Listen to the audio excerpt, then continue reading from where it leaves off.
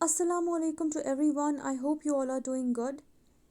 So, from today onwards, we are going to start a new series for class 8th. ठीक है. अब इस time पे first unit second unit या जो फर्स्ट टर्म तक के टॉपिक्स है या जो आपकी इंग्लिश में ट्यूलिप सीरीज़ के टॉपिक्स है फर्स्ट टर्म तक, उनको पढ़ने से कोई फ़ायदा नहीं, बिकॉज एट्थ में आपका फाइनल टर्म अलग से पूछा जाता है. So I try to cover all the topics in English which are there in your final examination. जो आपका फाइनल टर्म में एट्थ का सिलेबस है इंग्लिश में, I try to cover that mostly poems, because बच्चे चैप्टर तो कर लेते हैं लेकिन पोएम्स में थोड़ी प्रॉब्लम उन्हें हो जाती है. Fine. So let's start with summer and winter. ये जो पोएम है ये ट्यूलिप सीरीज़ एट्थ क्लास की ट्यूलिप सीरीज़ की 10th पोएम है and it's written by P B. Shelley, जिनका पूरा नाम था Percy Bysshe Shelley. Okay, so she has written number of poems and is one of the renowned poets in the world of literature. So ये poem उन्होंने posthumously 1829 में लिखी थी. Okay, this was published in 1829. अब इस poem में the poet talks about summer and winter season. मैंने 10th में जब पोएम स्नो ड्रॉप पढ़ाई थी वहाँ पे अच्छे से डिस्क्राइब किया था कि पोएट्स यूजुअली समर सीजन को डिफरेंटली पोर्ट्रे करते हैं, पॉजिटिवली पोर्ट्रे करते हैं हमेशा. और अगर हम विंटर सीजन की बात करें तो विंटर को हमेशा उन्होंने पोएट्स ने हमेशा विंटर सीजन को नेगेटिवली पोर्ट्रे किया है. They usually consider winter as the season of death, season of death, season of destruction, vandalism, where everything dies out, be it any creature on earth, uh, any object of nature, living things, birds, animals, trees, leaves, flowers, everything dies out. People migrate. सब कुछ मुरझा जाता है. और कुछ लोग जो ठंड बर्दाश्त नहीं कर पाते, who cannot bear with this cold, with this chilly cold, वो क्या करते हैं, वो माइग्रेट करते हैं. वो इंसान ही नहीं बल्कि कुछ एनिमल्स भी होते हैं, कुछ बर्ड्स भी होते हैं जो माइग्रेट करते हैं, और कुछ एनिमल्स तो हाइबरनेशन में चले जाते हैं पूरे विंटर सीजन में. Whereas जो समर सीजन है, this has been portrayed as the season of joy, the season of cheerfulness, जहाँ पे सब कुछ चहकने लगता है, जहाँ पे सब कुछ everything appears to be very beautiful, सब कुछ खूबसूरत लगता है इस मौसम में. The life, every one lives its life to its fullest. अगर ज़िंदगी जी जाती है तो वो समर सीजन में ही जी जाती है, वह everything is in hustle and bustle, be it sky, be it any other object of nature, be it human beings, be it animals, birds, everyone looks lively, they are happy, they are cheerful, सब कुछ मतलब everyone looks beautiful, everything appears to be very dazzling. कब? Summer season में. So ये comparison है. The poet draws comparison between summer and winter season. Okay, wherein the summer has been portrayed positively and the winter has been portrayed negatively. So I hope आपको poem का gist मिला. Now let's begin with line-wise explanation of this poem. अगर हम देखें तो इस poem में there are two paragraphs, there are two stanzas. ठीक है, जो पहला stanza है, तो जो पहला स्टैंजा है it consist of 10 lines which is also called as decima, and the second stanza is an octet because it consists of 8 lines. It consists of 8 lines. So let's begin with the poem. It was a bright and cheerful afternoon towards the end of the sunny month of June. So poet किस month की बात कर रहा है? The month of June, when The days are sunny, the sun is bright and everything seems to be very cheerful. ये जून के month की बात कर रहा है, जब दिन सनी होते हैं, मौसम अच्छा होता है, अच्छी खासी धूप होती है और उस सनलाइट की वजह से everything appears to be bright. सब कुछ ब्राइट लगता है, सब कुछ लाइवली लगता है. There is hustle and bustle everywhere, the sky looks dazzling. तो अच्छी खासी आफ्टरनून है, अच्छी खासी सब कुछ जहाँ पे चहक रहा है, जहाँ पे खुश है. Fine, this is what poet says in the first two lines. Then further the poet talks about when the north wind congregates in crowds. जब नॉर्थ से विंड आती है and it gathers together in crowds. ये जो north से wind आती है, it soothes our aching nerves. Means ये जो विंड आती है, इट इज़ सो प्लेजेंट. ये इतनी खुशगवार होती है, इतनी प्लेजेंट होती है कि it soothes our aching nerves. Means हमारे दुख दर्द चले जाते हैं, जो प्रॉब्लम्स होती है, एलिमेंट्स होती है, we feel so good, we feel so pleasant because of this wind, कि हमारे वो सारे दुख दर्द चले जाते हैं. It feel so relaxing. ये जो विंड नॉर्थ से गैदर होती है. The floating mountains, just a second, the floating mountains of the silver clouds from the horizon and the stainless sky opens beyond them like eternity. तो ये था जब हमने विंड्स की बात की, हमने चीज़ों की बात की, डेज़ कैसे होते हैं मंथ्स, समर सीजन में. तो वो जब इतने चेयरफुल लगते हैं, इतने ब्राइट लगते हैं, इतने ब्यूटीफुल लगते हैं, everything seems to be dancing and happy. तो उसके बाद पोएट बात करते हैं माउंटेन्स की. ये जो सिल्वर क्लाउड्स है जो कि अपेयर हो, they are not actually of silver colour, लेकिन वो जब हम क्लाउड्स की ओर देखते हैं, it appears to be as if they are of silver colour, क्योंकि उन पे सनलाइट पड़ती है. सनलाइट की वजह से, उस ब्राइटनेस की वजह से, उस लाइट की वजह से they appear to be of this colour. तो ये जो क्लाउड्स है, ये माउंटेन्स के ऊपर से ऐसे फ्लोट कर रहे होते हैं. ये व्यू जो होता है, ये सीन जो होता है, it appears to be very beautiful. It seems very beautiful. और इन क्लाउड्स के ऊपर, इन माउंटेन्स के ऊपर, what do we get to see?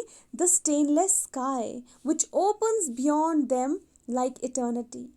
तो ये जो स्काई है वो बिल्कुल स्टेनलेस अपियर होता है. क्यों? Stainless means it is perfectly clean and clear. क्योंकि समर सीजन में जब हम आसमान की ओर देखते हैं, वो बिल्कुल साफ दिखाई देता है और हर चीज़ आसमान में क्लियरली दिखाई देती है और वो बहुत ही ब्यूटीफुल लग रहा होता है. तो ये जो स्काई है, it stretches beyond eternity. In front of these mountains and clouds हम क्या देखते हैं कि ये आसमान अपने आप को it stretches to the point of eternity, जिसे हम होरिजन भी कहते हैं. उस पॉइंट तक हमें आसमान दिखाई देता है, दूर दूर तक हमें पूरा आसमान फैला हुआ दिखाई देता है. हमें दूर दूर तक आसमान फैला हुआ दिखाई देता है और वो स्काई जो बिल्कुल स्टेनलेस है, जो बिल्कुल क्लियर है, हर चीज़ आसमान में हमें क्लियरली दिखाई देती है. वो भले ही माउंटेन्स हो या फिर उनके ऊपर क्लाउड्स जो कि फ्लोट कर रहे होते हैं. तो कहाँ तक ये आसमान फैला हुआ होता है? To the eternity, means endless point, जिसे हम होरिजन भी कहते हैं. होरिजन एक ऐसा पॉइंट होता है जहाँ पे it seems that earth meets sky. आप आसमान में देखो, जितनी दूर आप देख सकते हो उतनी दूर देखो. एक पॉइंट आता है जहाँ पे हमें लगता है कि आसमान और ज़मीन मिल रहे हैं. वो एक्चुअली मिल नहीं रहे होते हैं, बट वो इतनी दूर होता है कि लग रहा होता है कि आसमान और ज़मीन मिल रहे होते हैं. It is that point where the earth seems to meet the sky. That point is called as horizon. और उस point तक ये आसमान, ये clear, ये perfectly clear आसमान, ये perfectly clear sky जो है, ये फैला हुआ होता है. And it looks very beautiful. तो ऐसा व्यू हमें कब देखने को मिलता है? Only in summer season. After that, all things rejoiced beneath the sun. Everything that is under the sun, it is, it rejoices. It is full of joy. It is full, it is, it is happy, it is lively, it is, one second. Everything shines out in summer season, be it sun, be it clouds, be it everything. In fact, whatever is under the sun, that also looks full of joy. अगर आप summer season में देखेंगे, there is greenery everywhere. हर तरफ हरियाली होती है, isn't it? Winter में देखें तो सब कुछ बंजर ही लगता है. एवरी हर कोई लैंड का पीस जहाँ पे भी आप देखो, it seems to be barren. लेकिन समर सीजन में there is greenery everywhere.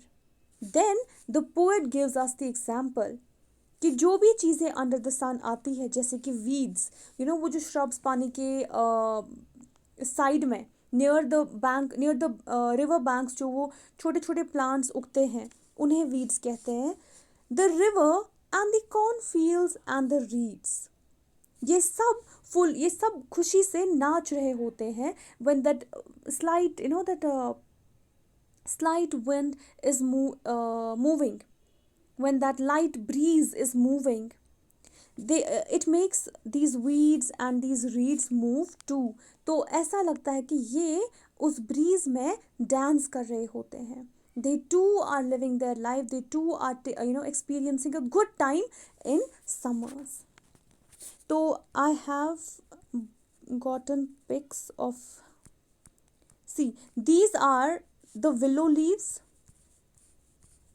these are the reeds. ऐसे होते हैं ये plants जो वाटर के साइड में उगते हैं. these are the reeds. तो जब हवा चलती है, ये reeds भी slowly move कर रहे होते हैं. तो ये भी अपनी ज़िंदगी जी रहे होते हैं, ये भी enjoy कर रहे होते हैं summer season में.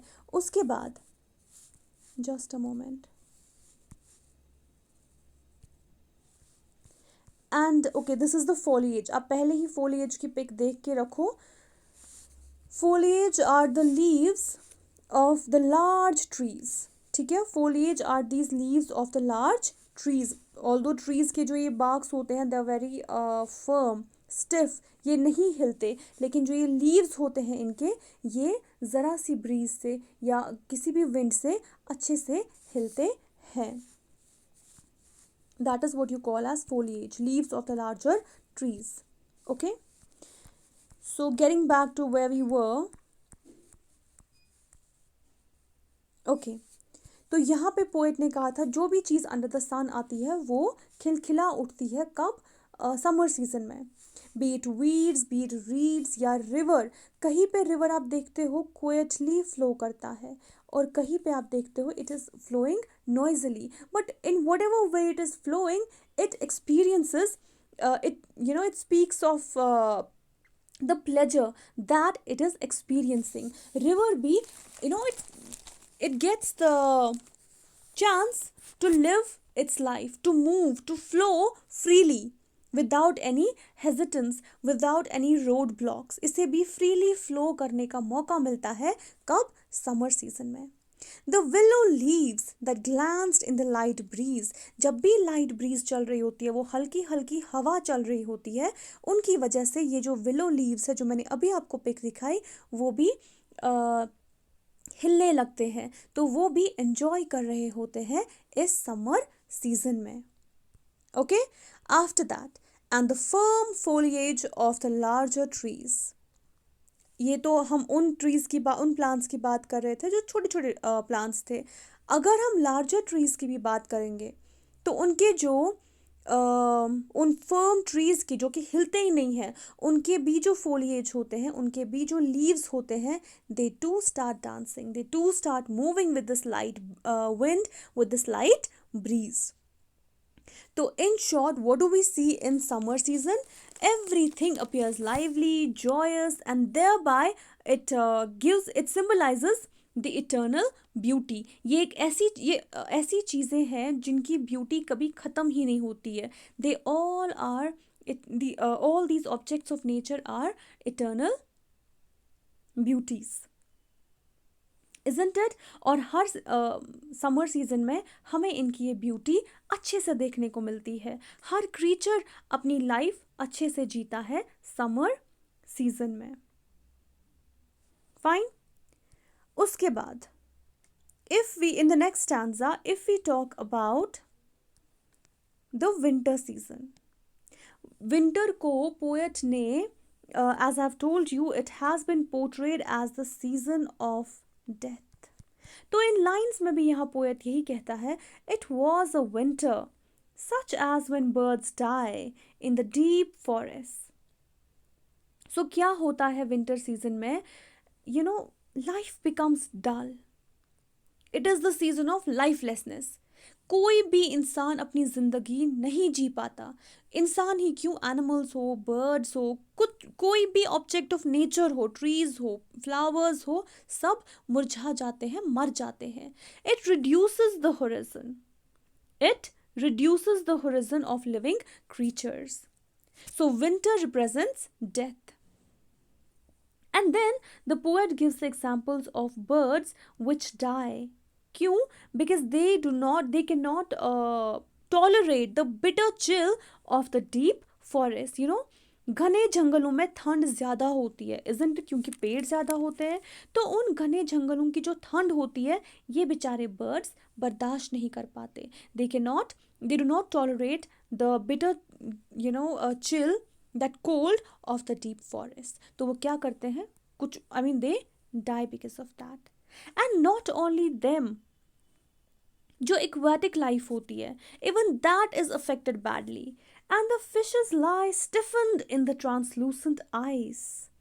In the translucent ice. जो फिशेस होती है पानी के अंदर, वो भी मर जाती है कभी कभार ठंड की वजह से। They cannot move freely. They cannot move freely. They become stiffened. Stiffen means firm हो जाना, stiff हो जाना, without any movement. They are rendered immobile. वो move नहीं कर पाती है, क्योंकि पानी जो है वो लगभग आइस बन गया होता है, और उस आइस वाले पानी में वो बेचारी फिशेस भी मुरझा जाती है, मर जाती है, वो मूव नहीं कर पाती।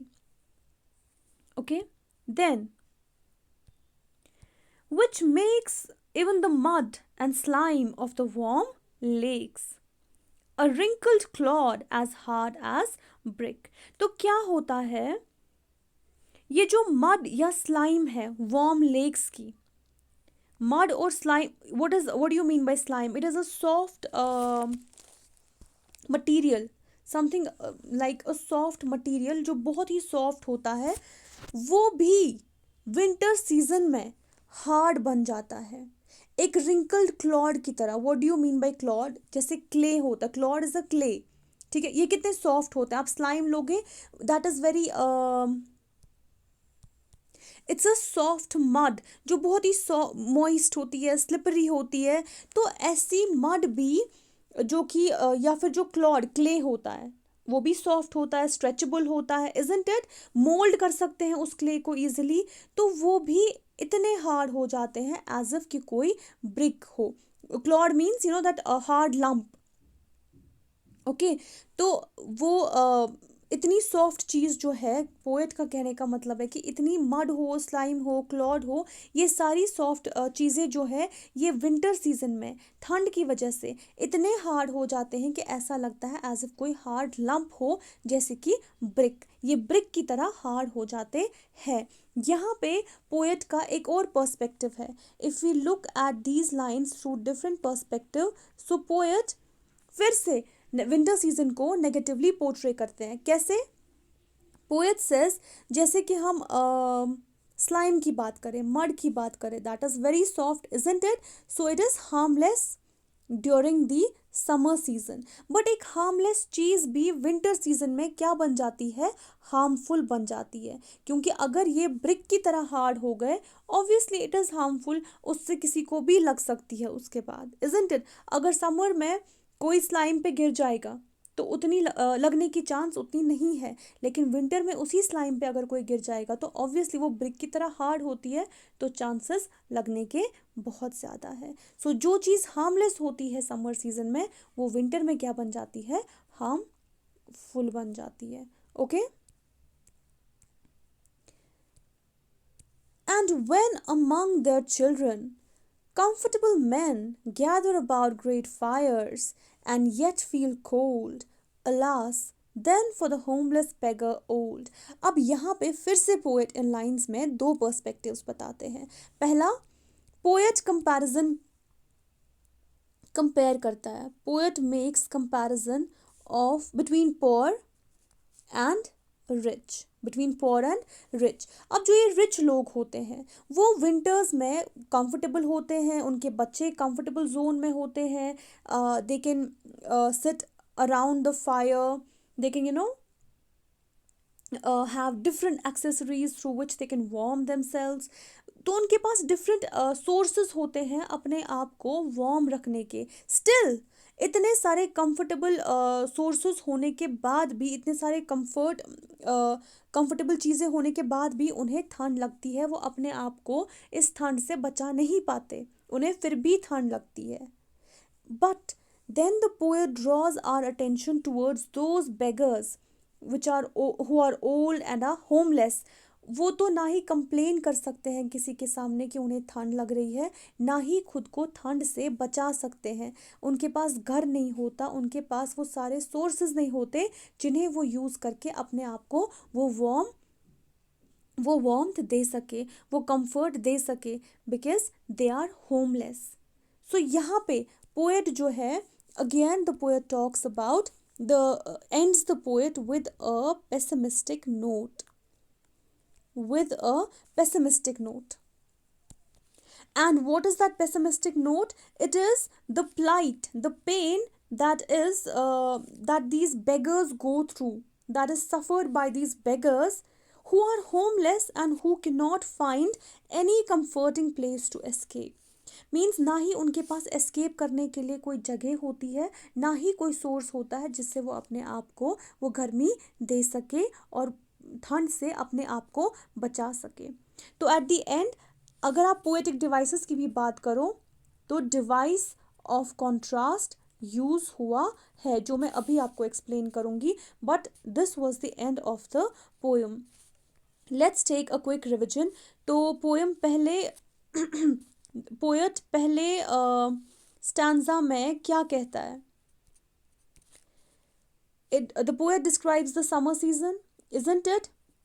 और समर सीजन में क्या होता है? Everything appears to be joyous, beautiful, there is greenery everywhere, life is in hustle and bustle, sky looks dazzling. अगर हम आफ्टरनून की बात करें वो भी चेयरफुल होता है, ब्राइट होता है because of the sunlight. Days are sunny. जो विंड नॉर्थ से आ रही होती है, it soothes our aching nerves, it gives us pleasure. Sun हो, क्लाउड्स हो, everything appears to be full of joy, everything shines out. One second. Everything shines out. When we see clouds floating over the mountains, the sky, and in front of them, the sky stretches itself to the horizon. जहाँ पे हमें लगता है earth and sky meet. This view seems to be so beautiful, but we can see all of this in summers only because sky is very clear and perfectly clean. And whatever falls under the sun, even that is beautiful. sun के अंदर जो चीज़ें आती है, be it weeds, बड़े plants हो, छोटे plants हो, leaves हो, corn fields हो, rivers हो, सब झूम रहे होते हैं, नाच रहे होते हैं, खुश होते हैं. everything appears to be very cheerful and full of life. ठीक है? Everyone is living its life to the fullest. And not only this, but the foliage, the firm foliage of the larger trees also feel very happy. As compared to the next stanza, जहाँ पर poet winter season को describe करते हैं, and here the poet says everything dies out in winters. पहली example किसकी देते हैं वो? birds की, जो कि deep forest की ठंड, घने जंगलों की ठंड बर्दाश्त नहीं कर पाते and they die out. उसके बाद पानी के अंदर, not only birds in the forest but the aquatic life also suffers a lot. It is badly affected क्योंकि जो fishes पानी के अंदर होती है वो भी stiff हो जाती है, वो move नहीं कर पाती. They are rendered immobile क्योंकि पानी जो है वो आइस बन गया होता है. और जो भी कोई चीज़ हार्मलेस थी जैसे कि मड, स्लाइम, वो बहुत ही सॉफ्ट मटेरियल होता है, वो भी विंटर्स में इतना हार्ड हो जाता है एज इफ कोई ब्रिक हो। उसके बाद पोएट ड्रॉ करता है comparison between rich and poor. जो रिच लोग होते हैं, अमीर लोग होते हैं, उनके पास सारे कंफर्टेबल सोर्सेस होते हैं अपने आप को गर्मी देने के लिए, ठंड से बचाने के लिए, फिर भी उन्हें ठंड लगती है। बट उनका क्या, जो and the poet then ends the poem with a sad note, with a negative note, pessimistic note, कि उन बेचारे गरीब लोगों का क्या जिनके पास घर भी नहीं होता। वो ना ही ठंड की कंप्लेंट कर सकते हैं किसी के पास, ना ही खुद को ठंड से बचा सकते हैं, क्योंकि उनके पास वो सारे कंफर्टेबल सोर्सेस है ही नहीं। Okay, so if we talk about poetic devices, तो पहला पोएटिक डिवाइस हम यहीं पे डिस्कस कर लेते हैं, which is device of contrast. Which is device of contrast. तो डिवाइस ऑफ कॉन्ट्रास्ट में क्या देखते हैं हम, ऑपोजिशन देखते हैं। Two things which are opposite to each other are discussed in the same line or in the same words. यहाँ पे हम रिच और पोअर को एक साथ देखते हैं पोएट को डिस्कस करते हुए, जहाँ वो रिच की लाइफ और पोअर की लाइफ हमारे सामने रखते हैं। Due to that perspective we say device of contrast has been used. Apart from device of contrast, यहाँ पे सिमिली भी यूज हुआ है। Mud and slime have been compared to something which is as hard as brick. They have been compared to brick, as hard as brick. So this is what the simile is over here. ठीक है, ये है simile, as hard, a wrinkled clod as hard as brick. उसके बाद इस poem में symbolism use हुआ है। And what are the symbols that have been used here? Summer and winter, they are the symbols in itself, in themselves, sorry. तो winter and summer जो है वो क्या symbolize करते हैं? Summer symbolizes life, summer symbolizes cheerfulness, pleasure, you know, joy, shine, greenery, everything, whereas winter symbolizes death. Summer symbolizes life, winter symbolizes death. So these are the two symbols that have been used in the poem. उसके बाद अगर हम देखें तो there are alliteration. Alliteration is also there. तो कहाँ पे हम alliteration देखते हैं? What is an alliteration? जब हम when there are two or more than two neighboring words which start with the same initial consonant sound, तो हमें same initial consonant sound देखना है. Is there any word?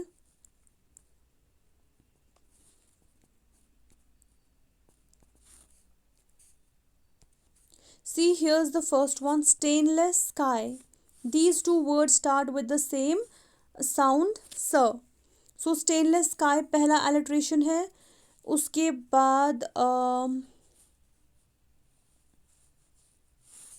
just a minute.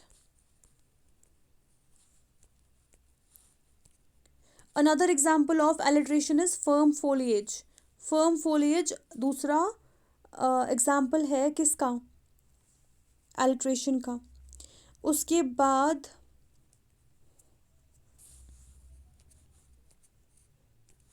Okay, I think that's all in alliteration. उसके बाद अगर हम देखें तो imagery is also there. Keep a note of all these poetic devices. Imagery में पहले हम देखते हैं visual imagery, isn't it?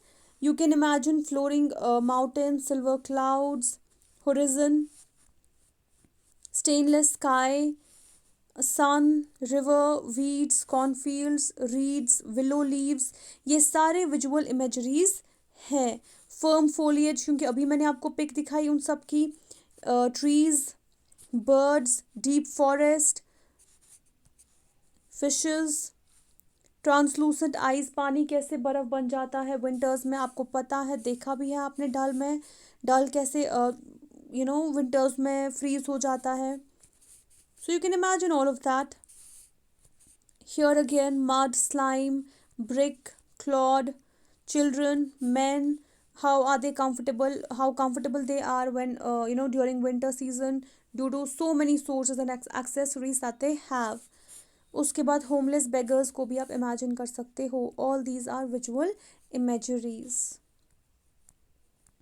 उसके बाद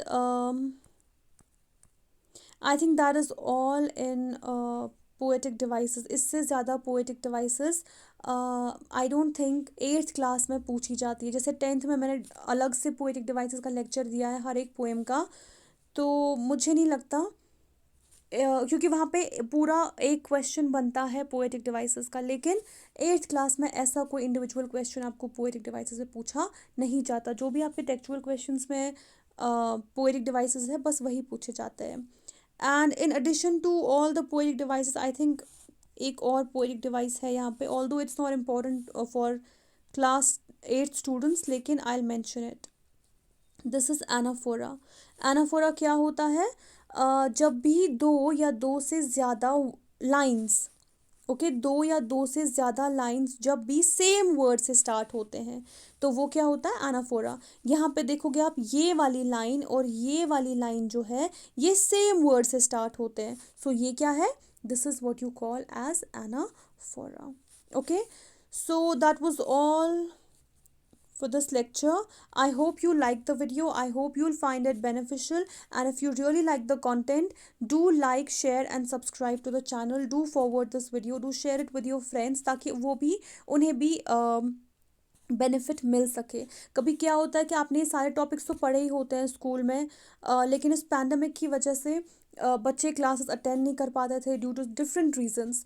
तो कभी किसी ने अटेंड की भी होती है but they want a certain certain sources जिनके थ्रू वो रिवाइज कर सके। तो रिविजन्स के लिए भी ये लेक्चर्स काफ़ी बेनिफिशियल है। You can share it with your friends. So do not forget to like and drop the comment if you really like the content. So best of luck for your exams. Take care. Allah Hafiz. Bye bye.